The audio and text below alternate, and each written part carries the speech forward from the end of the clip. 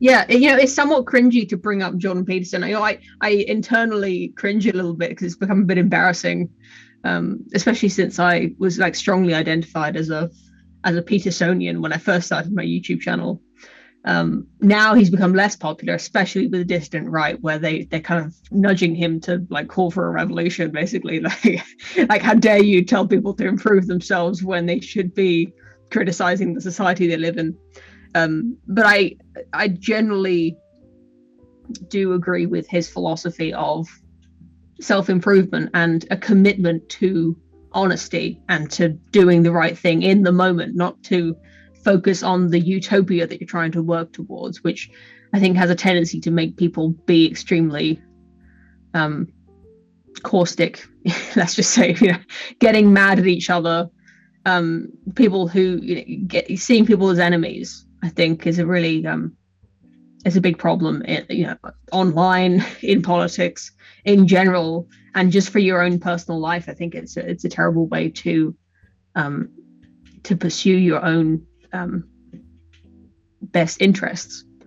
And I guess self-interest sounds like a bad thing. What I mean is your self-actualization. Like the best person that you can be is not the one who's getting into feuds on Twitter with people who with tankies or whoever, even if they really are evil. I think they're going through their own stuff, and someone being mean to them on Twitter is certainly not going to change their mind or to help them. And I'd like, I think that if everyone in society was the best person that they could be, then we wouldn't have the political stuff would all just sort itself out. If people were doing what they should be doing with their lives, having the right priorities, dedicating themselves to the truth, we could have these conversations and democracy would work.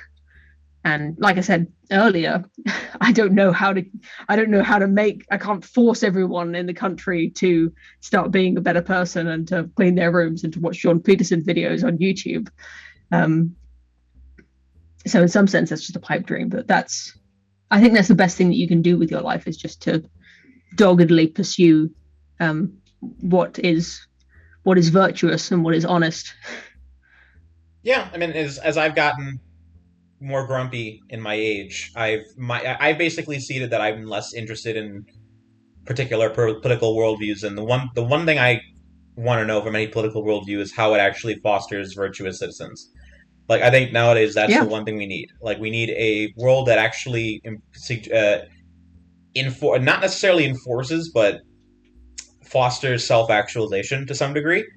And I know that's somewhat of a pipe dream, but the alternative is the total state, and that's the right wing total state or the left wing total state.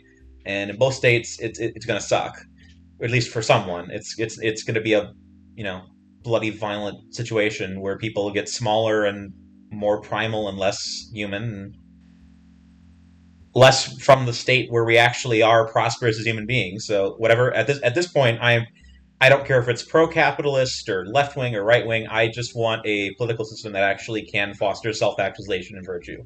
I think that's the most important thing, and anything that pushes the dial in that direction it puts us in a better position than we were. yeah. Oh yeah, cheers to that. That's a great way to put it, actually. Thinking about it that way. And I think maybe that's one of the biggest changes that I've had in my beliefs, is that, like I said, it started off with an interest in economics and capitalism and free markets, where I became convinced that free market capitalism would maximize wealth, which maximizes well-being.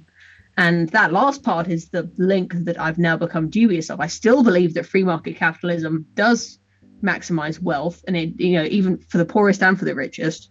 But I don't think that it's not enough to maximize well-being, to maximize virtue. There's a lot of people who are rich are not happier, and that's really obvious to point out. I think everyone knows that, and yet on a political level, it's it's true, but it's still lacking. There's so much more that the human needs, rather than just have all of their material needs met. In fact, having all of your material needs met can sometimes leave you floundering for a purpose in life if you don't have to work for, um, you know, to live. I think there's a kind of often it's sort of insanity that comes with that modern comfort. I know my Randian and libertarian friends would disagree, but I think that critique of capitalism is fair. Like I'm still 100% pro capitalism, but you know what happens when the incentive structures if capitalism is a system that's designed to give people what they want, what happens when people want to live in a self-destructive, suicidal, and atrophying society? What happens if people want to, you know, what happened? How does capitalism respond to that? And we've seen that as woke capitalism, as the buzzword goes. It's where the capitalism selling socialist propaganda to the masses for the benefit of capitalism. It's a weird paradox, and it's well, that's not a criticism of capitalism to No. say that it's not an all-encompassing no, tool, that it's not a capitalism is not an ideology. It's a economic system, and it's a great economic system, but it's not fully comprehensive. It's not enough on its own. There has to be another plug into it, otherwise it just starts to eat away at itself. Which, I don't want to give the communists too much credit, but they're kind of insightful into that. There is something cold about capitalism if it keeps just chugging away unabated. So I do get that criticism, even though I am still pro-capitalism, despite what my Randian friends will probably say. But I guess my latest you could define. I've never thought of it this way, but in 2021 you could summarize my political beliefs as the double-headed hydra of capitalism and Christianity to form the perfect society. Is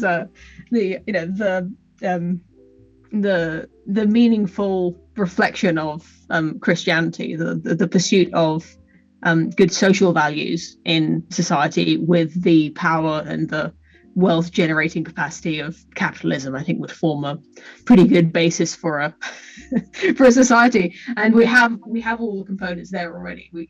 Christianity is dying out in my country, and I think in yours as well. But it's still one of the major religions that we have all of the infrastructure in place. Your local church still meets on Sundays. It's just that there aren't as many people there as there used to be.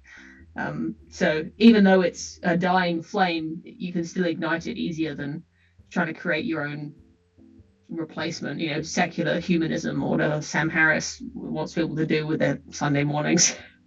Yeah, and I think me being a practicing Christian, the easy thing for me to say is that's the easiest cure to every problem we have in society right now. But that's a whole nother hour-long discussion, and I probably should let you go.